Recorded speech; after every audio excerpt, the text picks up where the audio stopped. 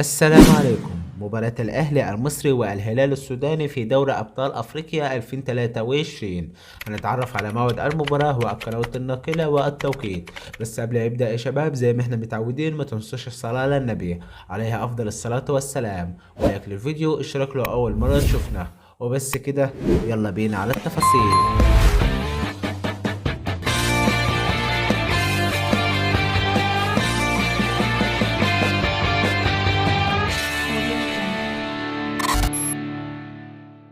يفتح استاد ملعب الهلال لمباراة من العار الثقيل التي تجمع بين الأهلي المصري والهلال السوداني في دوري أبطال أفريقيا 2023 من دور المجموعات.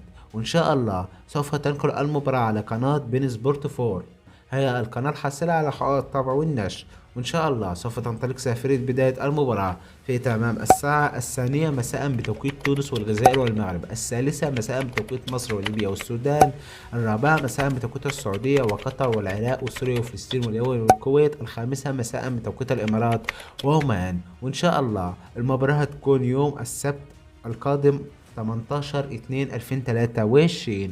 وبس كده يا شباب، نكون اتعرفنا على موعد المباراة والقنوات الناقلة والتوقيت. كان معاكم محمود محمد، صاحب قناة محمود سبورت. لو انت استفدت من الفيديو النهاردة، ما تبخلش عليا باللايك والاشتراك في القناة.